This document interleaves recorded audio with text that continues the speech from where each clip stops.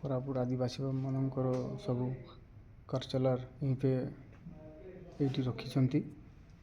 ପୁରୁଣା ଜିନିଷ ଗୁଡ଼ାକୁ ବହୁତ ସହଜ ଇଏରେ ରଖିଛନ୍ତି।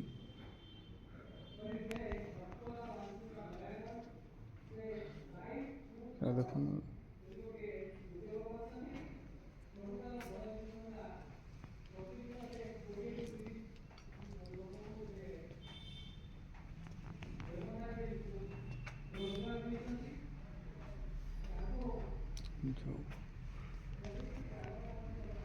ଯେଉଁ ଆଦିବାସୀ ମାନେ ପୁରୁଣା ଲୋକ ଆଦିବାସୀ ମାନେ ଏମିତି ରହୁଥିଲେ, ଏମିତି ଘର କରିକି ଏଇ ଜାଗାଟା ଦେଖନ୍ତୁ, ଏଇଟା ହେଉଛି ସେମାନେ ଧାନ ରଖୁଥିଲେ। ଆଉ ଏମିତି ଜାଗାରେ ତାଙ୍କର ଖାଇବା ସବୁ ଜିନିଷ ରଖୁଥିଲେ।